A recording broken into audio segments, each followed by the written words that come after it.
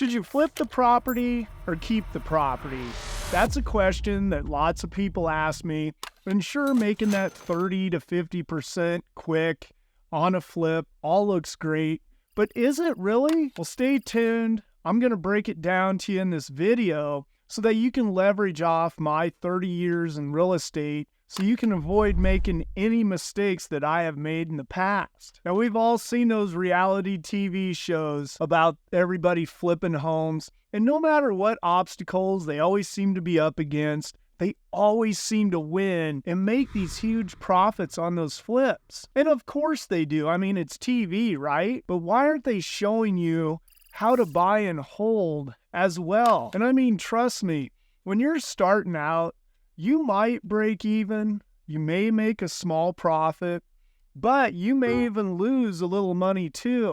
It's real reality, so just don't let those shows fool you. Now let's focus on flipping homes right now. And flipping homes is when you purchase that property with all the intentions of quickly reselling it to hopefully make a profit. Now this could take a couple of days to sell, even up to a year, but there's always potential for a high profit margin in only a short period of time. And it's also that feeling of satisfaction of taking a home that is a disaster and transforming that home into a nice new renovated product. Now, with all those high profit margins, there are also those risks you will assume flipping. And how do I know this? 30 years of experience. And keep in mind, there are many people out there who haven't even been in a down market like I have. So you need to be careful what other people are telling you about flipping homes. First of all, you are going to have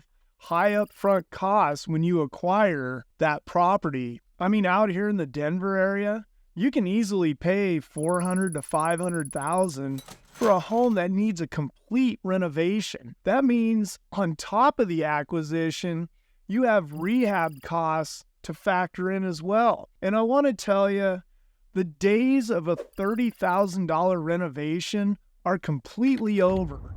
I mean, you can count on at least being $50,000 for a basic rehab, as most of my projects, I'm doing anywhere from $80,000 to $120,000 just in rehab costs alone. So just remember, by the time you're finished, you can be in over $500,000, unless obviously you finance the flip, but you also are still going to need at least 20 to 40% down. So keep all of this in mind. Now, flipping properties, you are also taking on the market risk. I mean, let's look at the very market that we're in right now in 2024. Your days on market are going to be longer, and so your holding costs are definitely going to add up. And I want to give you an example of what happened to me back in 2009. The financial crisis came through while I was building a spec home. And by the time I had that home finished, I actually had to sell that to a person on what we call a wrap mortgage, as all the jumbo loans were no longer an option for people. Now, I lost a lot of money on that deal, but I gained a lot of education, which helps me with what I all do today. Now, let's look at keeping properties as rentals. Now, a rental property means buying the property and leasing it out for tenants for a steady stream of income, or what we all want to get is that mailbox money. Now, unlike flipping, when you take all the profits up front and you have to go find that next property, rentals can provide you a steady stream of income. One thing to consider with the rental, your initial investment can be tied up for a longer period of time, unlike a flip where it's much shorter. Now, rental properties with their regular stream of income also have much more upside, depending on your view, obviously, of what is a good return on investment. In full disclosure, I'm not a CPA, so please don't take any of this as tax advice. But unlike flipping homes where you get hit with short-term capital gains, usually rentals are more of a long-term investment and also good potential for property appreciation. And the tax benefits are also better on rentals, I believe. And again, consult your tax advisor, please. but you get write-offs like depreciation each year to lower your income that you made. Now with rentals, you definitely will assume responsibilities of a landlord, unless of course you hire a professional management company to do it for you. But you will be responsible for screening applicants, showing the property to potential tenants, and also maintaining the property if those repairs come up. And if you flip that property, those all go away, but you still have the contractors to manage, which can definitely be a full-time job as well. Now let's look at the financial consideration of both flipping and renting home. Now when you're flipping a home, you can acquire the property quickly in a few ways. You can buy it on what we call an assignable contract, where you put the home under contract with the hopes of finding a quick cash investor to buy it, and you just assign it over, and the money comes from the other investor, and all you do is collect what's called the assignment fee. Now, these contracts are one of the easiest methods flippers can use to purchase homes. You can also pay cash and close quickly, again, with all intentions of selling that home quickly.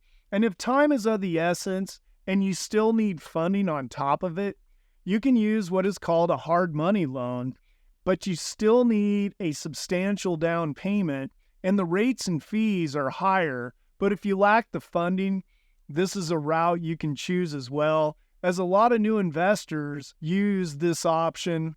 But keep in mind, those interest rates can be in the teens. Now, these fees can be a couple points or more up front, so just keep that in mind when you're getting a hard money loan. And also keep in mind, when you close, not only do you have that down payment, you also have title fees that all add up as well, so keep that in mind. Now, the cash and the hard money option, they tie up huge amount of money for a while, and especially if you're rehabbing the home as well. And that's where you want a pretty good understanding of how much your rehab costs are, and also what your ARV is, or as repaired value, when the home is complete. So you end up with all your money back, and along with that, hopefully a good profit for all that risk that you assume. Now, buying a home for a rental is similar, as you will have a large amount of capital required to complete that transaction. Especially if you're financing the deal, you're going to need at least 20 to 35% down and your closing costs, and you also will have those rehab costs on top of all that. Now, the one thing you can do with buying a rental property in this scenario is do the BRRRR method. And what I mean, you can buy the home, you can then renovate it, then you can refinance it, and then in the end, you rent it out, and you can pull out a lot of your money that you have in the deal. But you need to understand something. Lenders do require a seasoning period at times in order to use a new value so you can cash out that property. Now, if you have a large amount of cash on hand and the return is better with it all in the property, you'll definitely avoid things like interest charges and more closing fees that you would have doing the BRRRR method I just spoke about. Now, let's focus on time investment when flipping or renting properties. Now, flipping houses, you're constantly out on the hunt for new properties to purchase. You also have your time managing the renovation, keeping those contractors accountable, as time is money. And after all that, then you're on the clock for selling that home. And let's face it, the last few years, you could count on a quick sale. But right now, with rising rates and inventory slowly coming back on the market, that home may sit on for a longer period of time than it would have a few years ago. Now, rental properties, on the other hand, the time commitment is different. After you purchase the property, you're more than likely going to do some renovations, depending on the market rents that you are shooting for. You also then will have to do the tenant screenings, and when a tenant applies, you'll have to conduct those background checks, verify employment, and of course, go to that property to show it to all those applicants. And then at times you will have maintenance issues that will come up, and you'll have to work on getting your professionals lined up to go out to the property to repair whatever those issues are. Now, one thing to consider, occasionally you might have that tenant that doesn't pay and you may have to do an eviction, and that can take a lot of time to go through the process. So hopefully that will never happen to you. Now, market conditions can have a factor on whether you flip or rent the property as well.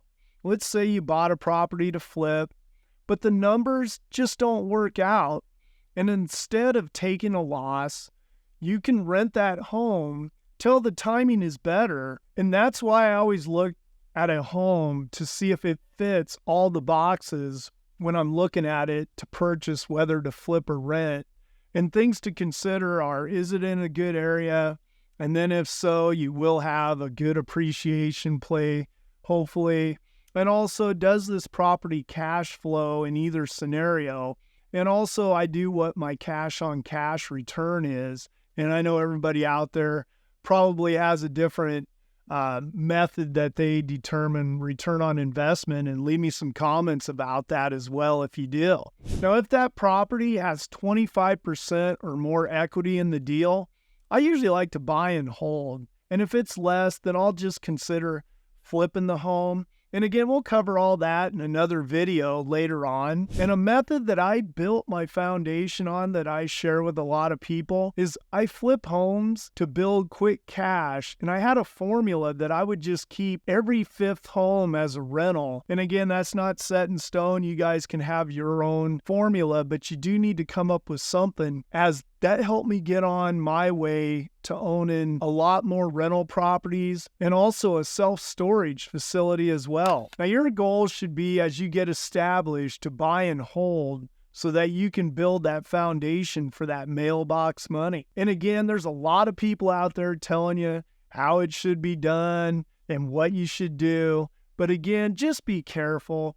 There are so many people out there that haven't experienced these markets like I have. And I've been through those painful years and made it through. And I still believe real estate is a great investment, but you just have to be smart and you have to know your numbers as well. And if you would, please comment below what you're doing. Are you flipping? Are you buying and holding? Give me some of your comments. Also, my contact information's down below. I'd love to connect if you need help discussing whether to flip or rent a home, or also if you need a good real estate agent connection anywhere in the country. And also, please like and subscribe. It's going to help me build my channel as well.